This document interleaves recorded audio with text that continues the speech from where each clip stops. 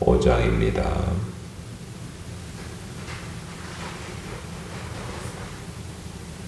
5장 10절 11절 말씀입니다. 10절 11절 같이 합니다. 예수께서 우리를 위하여 죽으사 우리로 하여금 깨어있든지 자든지 자기와 함께 살게 하려 하셨느니라. 그러므로 피차 권면하고 서로 덕을 세우기를 너희가 하는 것 같이 하라. 아멘. 10절과 11절은 이 사도 바울이 종말에 대해서 마지막 당부를 하셨죠. 그리고 데살로니가 교회가 종말론에 대해서 잘못 알고 있었어요. 잘못 알고 있었던 것을 지금 바로 잡아주고 있거든요. 그러면서 이 종말에 대해서 그 논지에 대한 그런 마지막 당부에 대해서 지금 사도 바울이 말하고 있는 거거든요. 그러면서 마지막 당부는 뭐라고 하고 있느냐 하면은 11절에 그러므로 피차 권면하고 이렇게 있어요. 피차 권면하라 이 말은 권면하라 이 말은 용기를 북돋아 주다 이 말이고요. 또 위로해 주다 이 말이에요. 그러니까 항상 사도 바울은 이 성경에서 자기가 어떤 것을 말할 때, 부활에 대해서 말할 때나 이 재림에 대해서 말할 때, 종말론에 대해서 말할 때나 아니면 구원에 대해서 말할 때나 뭐를 말할 때 꼭 마지막으로 이런 어떤 위로의 말을 해요. 권면의 말을 하거든요. 권면의 말을 합니다. 우리가 하나만 찾아보면 고린도전서 15장 58절이 있어요. 거기에서 뭐라고 말하냐면은 부활에 대해서 마지막으로 이 사도 바울이 권면하는 말씀이거든요. 그 권면하는 말씀이 어떤 말씀이냐면 그러므로 내 사랑하는 형제들아 견실하며 흔들리지 말며 항상 주의 일에 힘쓰는 자들이 되라 이런 말을 해요. 그러니까 이 부활에 대해서 분명히 있다. 그게 부활이 없다고 고린도 교회가 자꾸 이 부활에 대해서 의심을 하고 있으니까 그 부활에 대해서 쭉 말하거든요. 첫 번째 부활, 첫 열매 대신 예수님께서 부활하신 것이다. 그러면서 그 다음은 하면서 이 부활에 대해서 말하고 있습니다. 그러면서 마지막으로 오늘 이 데살로니가전서 5장 11절 말씀같이 마지막으로 이제는 당부하는, 권면하는 거죠. 즉 권면하고 용기를 붙들어주는 거예요. 내 사랑하는 형제들아 견실하며 흔들리지 말고 더욱 주의 일에 힘쓰는 자들이 되라. 너희 수고가 결코 헛되지 않은 줄을 알미라 이런 말을 해요.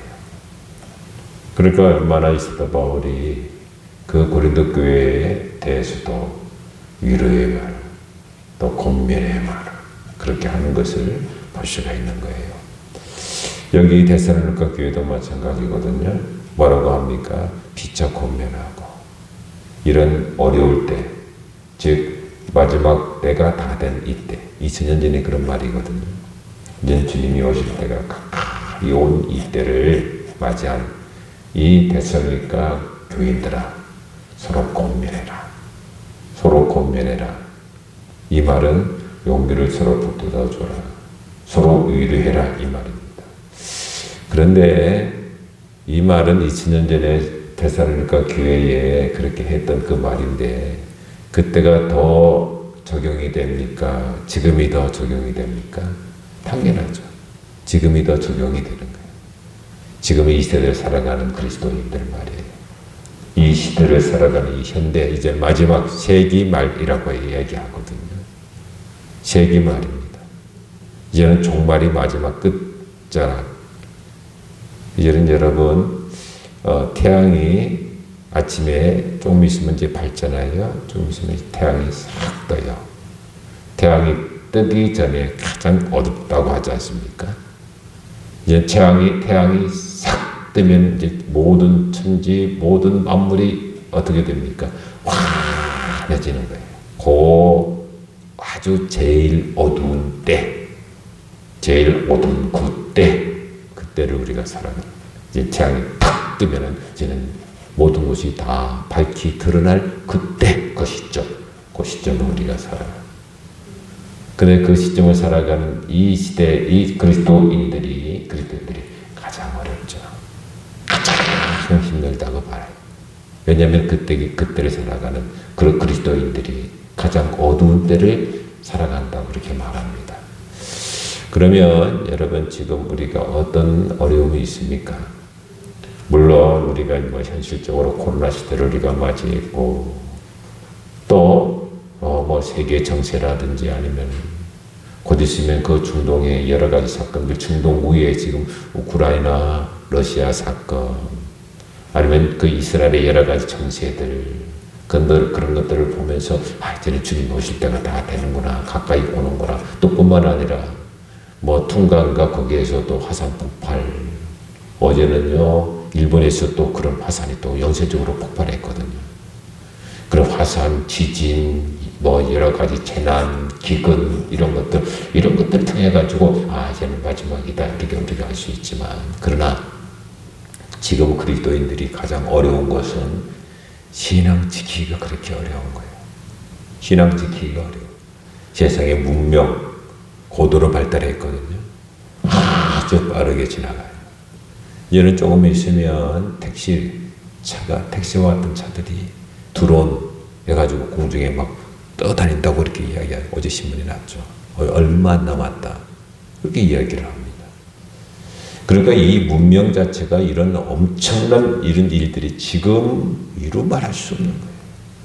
이 선도주자가 뭐냐면 대한민국이죠. 이런 시대를 우리가 살고 있는 거예요. 그러니까 이런 시대를 살고 있으니까 뭐가 필요 없어요? 하나님이 필요 없어요. 다 되니까. 그보다 더 좋아지니까. 그러니까 이런 시대 속에서 그 신에 대한 어떤 사모함, 악망, 갈망 이런 것들이 점점점 인간의 내재 속에서 없어진단 말이에요. 믿음이 약해지는 거예요. 세상에 대한 그런 믿음을 더 갖게 된단 말이죠. 이런 시대를 우리가 살고 있는 거예요. 그런데 이런 시대를 살고 있는 성도들이 이제는 어떻게 되는 겁니까? 너무나도 많은 사람들이 넓은 길로 가는 거죠. 너무나도 많은 사람들이 편안한 길로 가는 거예요. 좁은 길로 가는 사람들은 참 너무나도 없어요. 그 좁은 길로 가는 사람들은 희박하단 말이에요. 이런 시대를 우리가 살고 있다 이 말입니다. 이런 어려운 시대를, 그러니까 어떤 분은 뭐라고 말하냐면은 지금은 순교적 정신을 가지고 믿음 생활해야 할 수 있습니다. 이렇게 말하는 사람도 있어요. 그러니까 교회 안에서도 이런 어떤 이게 소위 말해서 그 세속화라고 말하고, 이 세속화되어 있는 그리스도인들 때문에 많은 사람들이 그렇게 그 예수를 믿는 사람들이 적어진다. 진실하게 그런 시대를, 그런 교회가 대부분이다 이렇게 이야기를 합니다. 이럴 때, 이렇게 어려울 때 정말 진실하게 믿는 교회, 진실하게 믿는 성도는 어떻게 해야 되는가? 오늘 성경 말씀에 피차 권면해라. 피차 권면하고, 즉 서로 용기를 보태다주고, 서로 위로하고, 서로 잘하자고. 여러분 경주에서 보면 이렇게 배구를 여자들 아니면 남자들 이렇게 배구를 하는 거 이렇게 보면, 특별히 여자들 이렇게 배구 이렇게 무슨 뭐 현대나 뭐 삼성이나 뭐 이렇게 하잖아요. 이제 이렇게 하면 자기들끼리 딱 해가지고 실수합니다.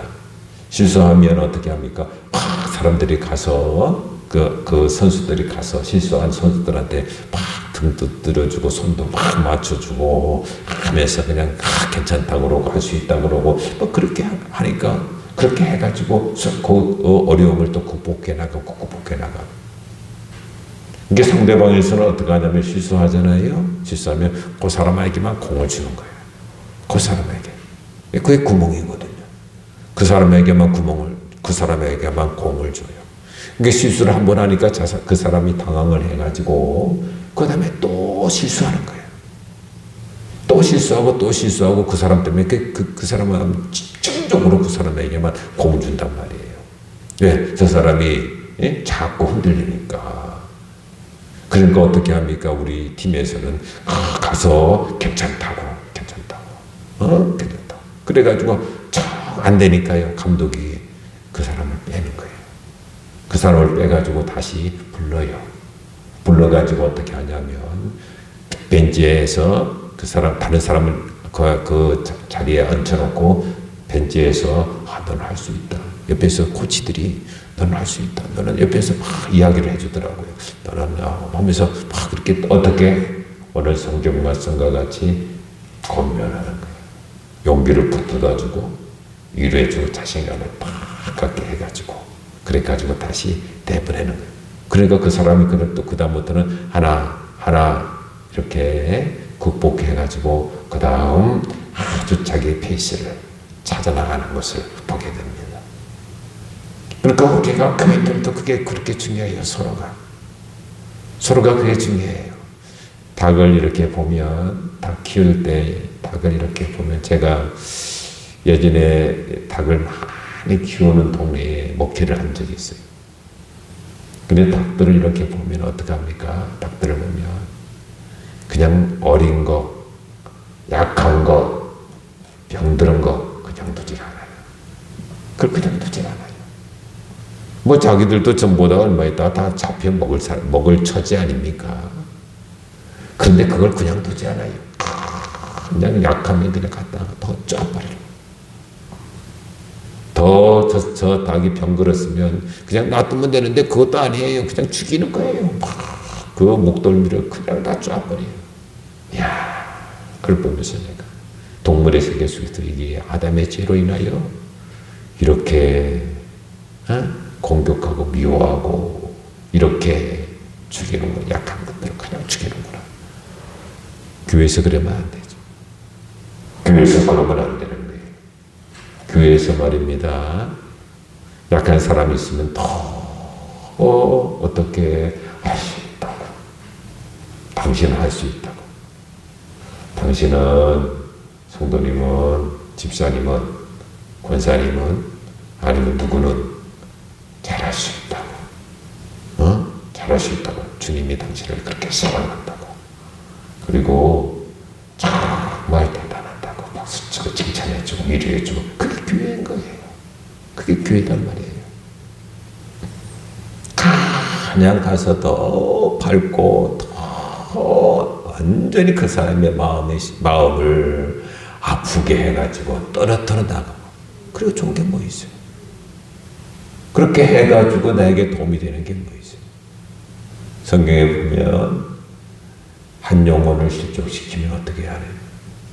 영혼을 실족시키면 그 연자맷돌을 목에 걸고 깊은 바다에 던지는 것이 낫다. 이 말씀은요, 정말 우리가 가슴에 우리가 그 기록할 말씀이에요. 어떻게든지 사람을 세우고, 사람을 높이고, 사람을 섬기고, 사람을 사랑하고, 용서하고, 이해하고, 이게 우리가 할 일이단 말이에요. 이게 우리가 할 일. 이게. 그러면서 어떻게 하든지 주님 주시는 그 분보대로 우리가 살아가는 것, 이것이 바로 저와 여러분이 해야 될 일 아닙니까? 그 다음부터 뭐라고 말하는 피차 권면하고 이렇게 말하고 그 다음에는 덕을 세우기를 너희가 하는 것 같이 하라 이렇게 말씀합니다. 덕을 세우라 이 말이거든요. 덕을 세우라 이 말은 뭐냐면 집을 세우다, 집을 세우다 그런 의미를 가지고 영적으로 성장해라. 우리 집이거든요. 집이란 말이에요. 집을 잘 지어야 된다고 말하잖아요. 그 집안에 예수 그리스도가 모시고요. 그러니까 이 집을 세우다 또 다른 말로 영적으로 성장해야 된다. 영적으로 성장해야 된다.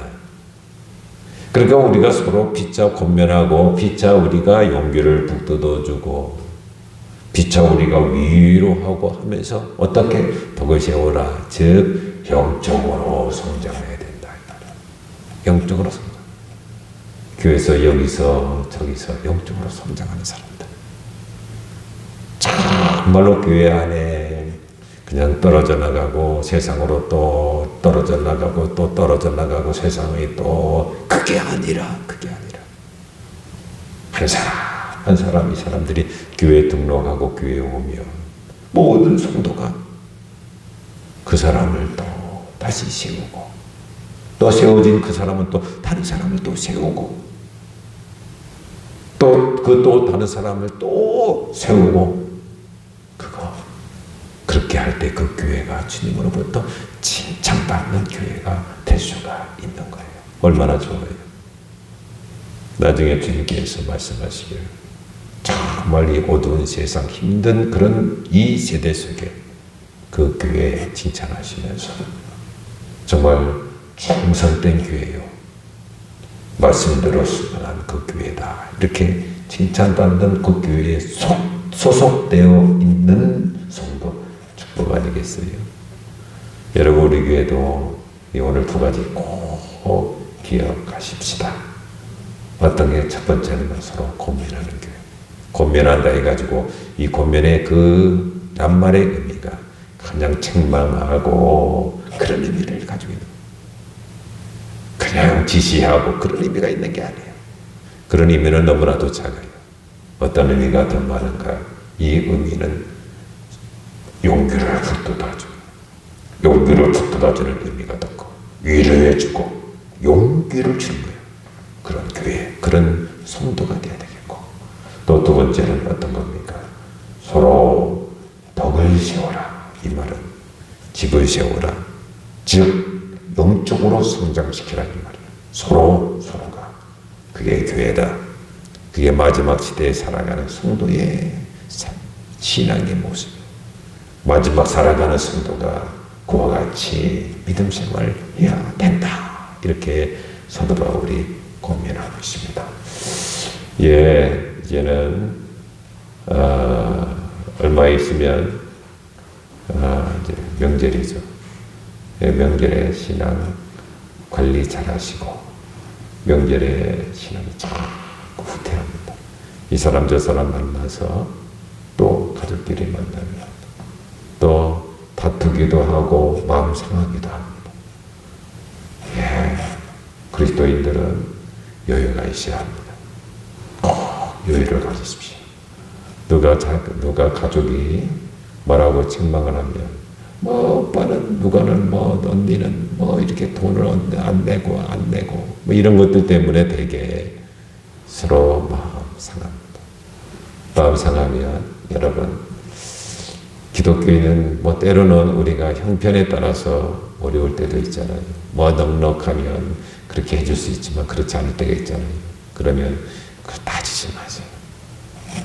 따지지 말고 꼭 이 설교를 듣는 여러분 기억하십시오. 기독교인은 예수 믿는 사람은 넓어야 합니다. 이해심이 넓고 또 마음에 사랑과 용서가 넘쳐야 됩니다. 그리고 또 하나 더 다시 말해가지고 농담으로 말할 수 있는 그런 여유가 있어야 합니다.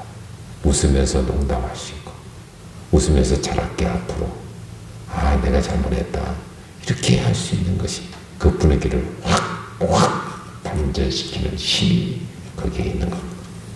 가족끼리 절대 마음 상하지 마십시오. 그렇게 말하는 가족이 있습니다. 말 있으면 거기에서 받아치거나 그 분위기를 다운시키지 마십시오. 그래 내가 앞으로 잘할게 하면 되는 겁니다. 앞으로 잘하면 능력과 또 잘하면 되잖아요. 그러니까 그런 곳에서 여러분들이 잘 감당하시기 바랍니다. 그리고 우선적으로 해야 될 것이 있는데 그것이 뭐냐? 기도입니다. 찬송과 기도.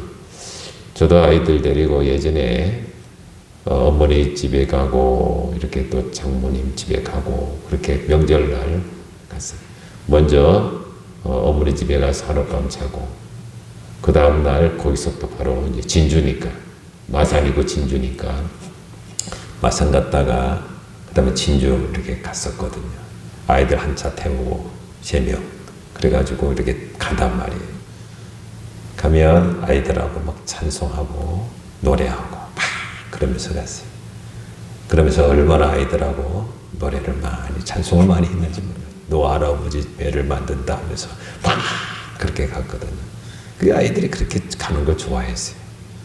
올해도 이제 오래됐죠. 그 다음부터는 뭐 이제 중학교 들어가고 고등학교 들어가니까 이놈들이 잘 안 가려고 하더라고요. 그때 그렇게 좋아했어요. 그러면서 가서 마산 가서 하룻밤 자고 또 진주 가서 또 하룻밤 자고 그렇게 이제 오고 이제 그랬어요. 그렇게 하면서 그것이 아이들도 그 얘기를 하더라고요. 아, 마산 가서 할머니 집에 가서 하룻밤 자고 또 진주 가서 하룻밤 자고 그렇게 했다고. 지금 갈 데가 없어요. 지금 제가 갈 데가 없어요. 가서 잘 때도 명절날 잘 때도 없어요. 이제는 하경이가 이제 와요. 이제 인생이 그래요. 참 그게 인생이라는 게 그런 거예요. 그러니까 여러분 정말 이 명절을 시험 드는 그런 때가 아니라 이것을 다시 전화기복시켜야 돼요. 기도하고 찬송하고 또 믿음의 아름다운 가족이 되는 기회가 되어야 되는 거예요. 힘내십시오. 하나님은 여러분 도와주십니다. 하나님은 여러분과 함께 하십니다. 하나님은 여러분들에게 은혜 주시고 사랑하십니다. 축복해 주십니다. 하나님은 여러분 편입니다. 하나님 믿지 않는 사람 편이겠어요? 절대 아닙니다. 믿는 사람의 편이라고 성경은 말하고 있습니다. 믿는 사람의 편입니다. 하나님께서는 나와 함께 하신다. 여러분과 함께 하시는 분. 이사야 40, 우리 1월 달에 암송 9절 이사야 41장 10절의 말씀도 그렇잖아요. 내가 너와 함께 함이니라. 놀라지 말라. 내가 내 하나님이 되리니라. 하나님이 내 편이 됐다 말이에요. 믿으십시오. 그리고 이 명절을 잘 감당하시고 오늘 이렇게 또 멀리 가신 분들이 있어요. 어제도 이렇게 가시고 전화 오시고 가신다고 말씀하시고 그래서 하여튼 여러분 나중에 이 말씀을 들으신 여러분 꼭 예배 드리시고 지금 오미크론 때문에 여러분이 가신 곳에서 예배 드리기가 어려울 거예요. 어렵지만 안 되면 지금 교회마다 안 받아주거든요. 안 받아줘요. 이 코로나 때문에 그래요. 그러면 여러분들이 최선을 다해서 옷 입고 그리고 밴드에 11시 교회 예배에 우리 교회 예배에 동참하십시오. 밴드에서 교회에 가신 그곳에서 예배 드리러 교회 가면 참 좋으나 그렇게 할 수 없으면 밴드를 틀어놓고 같이 현장 인터넷 예배를 드리십시오. 그거라도 꼭 같이 드리시고 같이 의뢰받는 그런 시간이 되었으면 좋겠습니다. 화이팅 하시고 오늘도 힘내시고 오늘도 제가 기도해 드리겠습니다. 여러분 힘내시기 바랍니다. 기도하시겠습니다.